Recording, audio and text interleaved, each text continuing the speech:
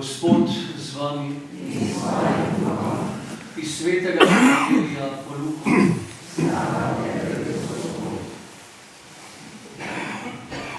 Tisti čas je ljudstvo živelo v pričakovanju in so se v srcu vsi spraševali v Janezu, če ni morda on Mesija.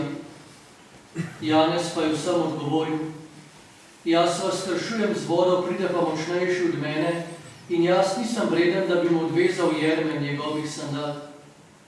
On vas bo krstil svetim duhom in ognjem. Ko je vse ljudstvo prejemalo krst in je bil tudi Jezus krščen, ter je molil, se je odprlo nebo. Sveti duh je prišel naden v telesni podobi kakor golob in zaslišal se je glas iz neba: ti si moj ljubljeni sin, nad teboj imam veselje. To je Kristusov evangelij.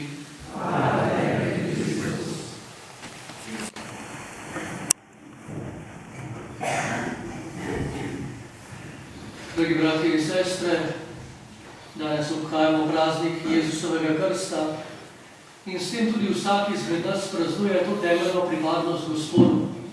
Kajti od dneva svetega krsta naprej smo mi ljudje, kristijani, drugačni ljudje. V temelju smo spremenjeni, saj pripadamo Jezusu Kristusu in njegovi cerkvi. In vemo, če gledamo naše življenje čisto vsakdanje, je temeljna potreba vsakega človeka, da nekomu pripada. In danes, na praznik Jezusovega krsta, cerkev kaže, komu pripadamo. Po krstu pripadamo veliki Božji družini bratov in sester, ki sestavljajo živo cerkev. Cerkev po vsem svetu, ki je vesoljna. Cerkev vseh narodov, ljudstev, jezikov in barv kože. Bogoslužje današnjega praznika, bratje in sestre, kaže pomembno dejstvo Božjega posinovljenja, da nas je Bog izbral in vključil, da postajamo njemu podobni. Glas iz neba, ki so ga slišali takrat navzoči ob Jezusovem krstu Jordanu, je bil najprej namenjen Jezusu, Božjemu sinu. Ti si moj ljubljeni sin, nad teboj imam veselje. Vendar te besede veljajo, bratje in sestre, tudi vsakemu izmed nas.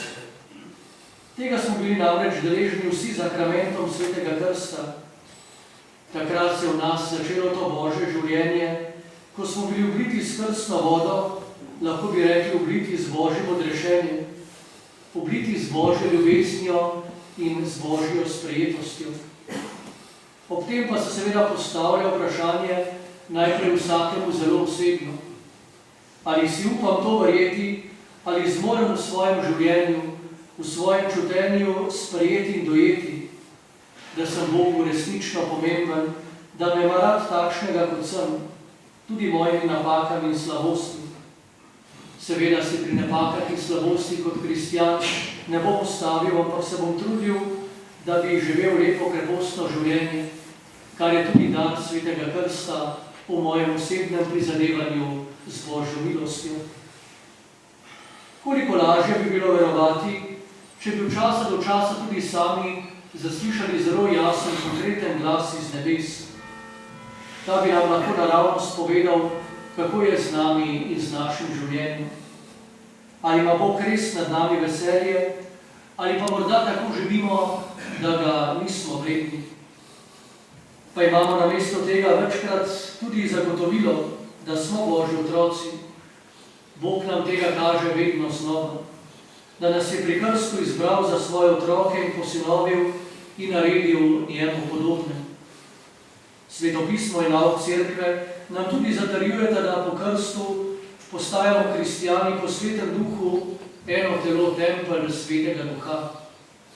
Tudi to nam zveni lahko precej tuje in neživljenjsko, če se ne poglabljamo v bistvo te besede in tega življenja.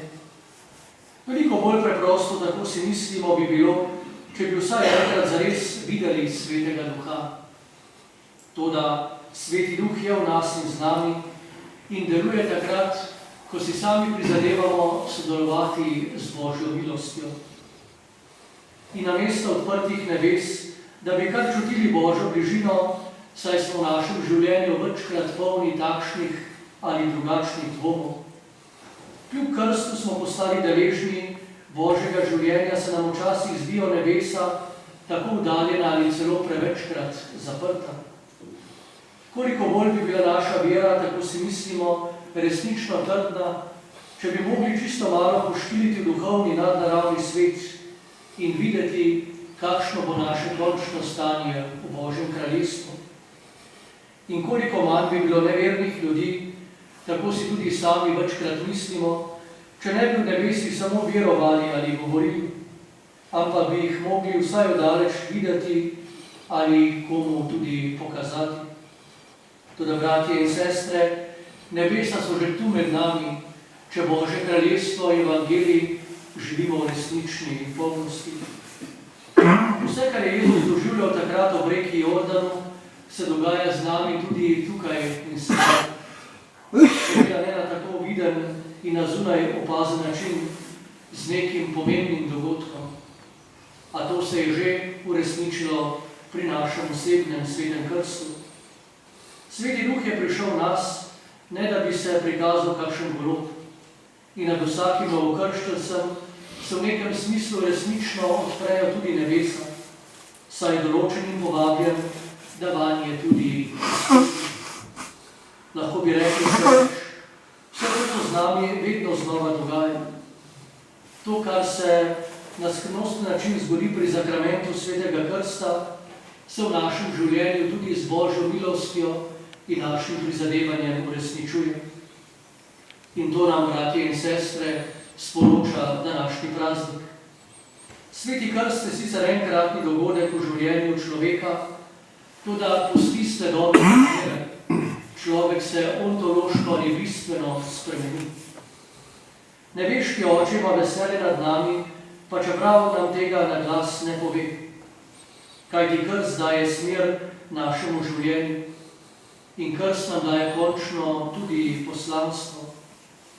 Kot Božji otroci namreč potujemo proti nebesom, ki so pred nami, in pri tem nas vodi Sveti Duh, ki prebiva v nas, če mu seveda pustimo. Prav tega je odvisno, bratje in sestre, ali Sveti krst vpliva na naše življenje.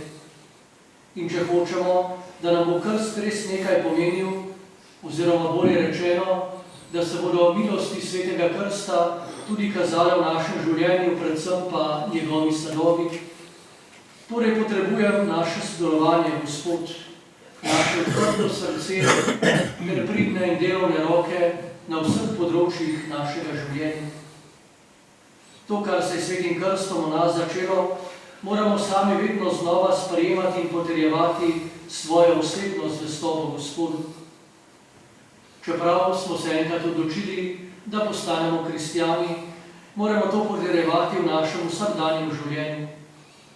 Ne moramo biti kristjani le enkrat v besedah, teoretiki, ampak resnični, praktični ljudje, ki se ne le sklicujejo na zakrament Svetega krsta, da so ga prijeli, ampak se po njihovih delih tudi to resnično kaže v njihovem življenju. Torej nas današnji praznik vabi po oblobitvi svoje krstne poklicanosti. Ko enkrat razumemo, da življenje ni samo prerivanje za boljši kos kruha, se nam začenjajo odpirati tudi duhovne oči, kajti človek je tudi duhovno bitje. Z njimi se sicer še ne bo videlo odprtih nebes in tudi Svetega Duha še ne. Pač pa bomo vedno bolj odkrivali, kaj pomeni biti in postajati resnični kristjan, kaj pomeni biti krščen in poslanstvo, ki izhaja iz Svetega krsta. Pri krstu namreč vsak človek prejme trojno službo, duhovniško, preroško in kraljevstvo. Vsi kristjani smo povabljeni, da postajamo duhovni ljudje, da molimo in se posvečujemo Gospodu. Tudi sami pričujemo za Gospoda v preroški službi in svojim življenjem kažemo, kakšno cerkev gradimo in kdo je za nas Jezus Kristus.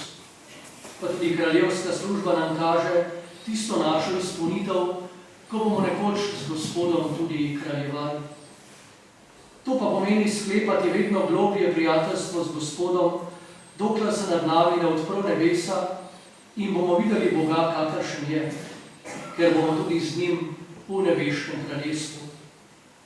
Zato vas, dragi bratje in sestre, danes povabim, da danes obnovimo svoje krstne obljube, da se zavemo svojega krstnega dostojanstva in ga nikoli v našem življenju ne pozabimo. Saj lahko prav na temelju svetega krsta tudi v življenju prejmemo vse ostale sakramente.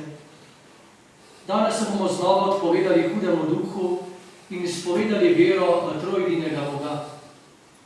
Prav takšnega, kakršen se je razodel ob reki Jordan, Jezusu Kristusu in vsem tistim, ki so bili takrat navzoči. V krstu smo bili namreč izročeni Bogu in zato smo povabljeni, da to krstno milost tudi dejansko kot kristjani živimo in nenehno prosimo, da bi ostali zvesti. Tako bomo nekoč tudi mi zaslišali glas: Ti si moj ljubljeni sin ali hči, nad teboj imam resnično veselje. Amen.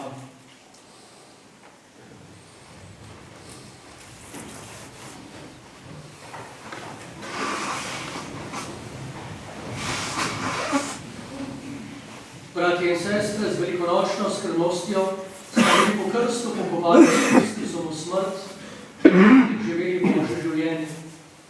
Obnovimo danes svoje krstne obljube, s katerimi smo se nekoč odpovedali hudemu duhu in njegovim delom in obljubili, da bomo Bogu služili v sveti katoliški cerkvi. Zatorej vas vprašam, se odpoveste grehu, da boste živeli v svobodi Božjih otrok? Se odpoveste zapeljivosti zla, da bi vam gospodoval greh, da bi vam ne gospodoval greh? Se odpoveste hudemu duhu, ki je začetnik in vzrok vsakega greha? Verujete Boga, Očeta vsemogočnega, stvarnika nebes in zemlje? Verujete Jezusa Kristusa, njegovega edinega Sina, našega Gospoda, ki je bil rojen iz device Marije, umrl, bil v grob položen, vstal v mrtvih in je sedaj v Božji slavi?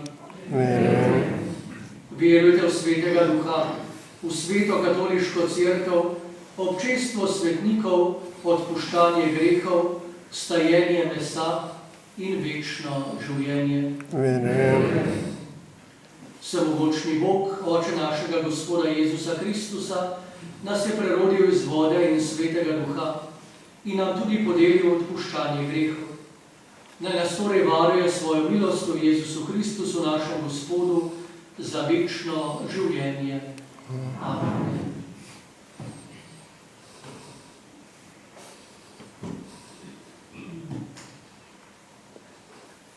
Dragi bratje in sestre, pri svetem krstu smo postali Božji otroci.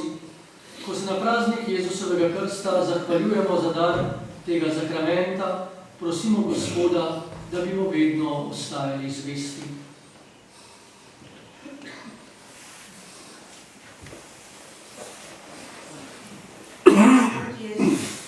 Izli svojega duha na pastirje svete cerkve, da bodo z besedo in življenjem odpravljali Božje kraljestvo.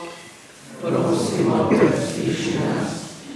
Voditeljem narodov si naložil težko dolžnost, da delajo za pravičnost, mir in svobodo. Podpiraj jih, da se pri tem ne bodo utrudili. Prosimo, sliši nas. K sebi vabiš vse ljudi, posebno še tiste, ki te na različne načine iščejo in pričakujejo. Razvodeni ste jim v svoji dobroti. Prosimo, sliši nas. S krstom si nas očistil iz virnega greha in naredil za Božje otroke. Pomagaj nam, da bomo zvesti pričevalci tvojega evangelija. Prosimo, sliši nas. Ko nas zadevajo preizkušnje in obiskujejo skušnjave, naj ne izgubimo zaupanja v tvoje varstvo. Prosimo, sliši nas. Sprejmi rajne, ki so z tega sveta odšli okrepljeni s svetimi zakramenti k sebi v nebeško domovino. prosimo te, usliši nas. Gospod Jezus Kristus, poznaš nas vsakega po imenu. Spremi usliši tudi te naše prošnje, saj med nami živiš in kraljuješ vekomaj.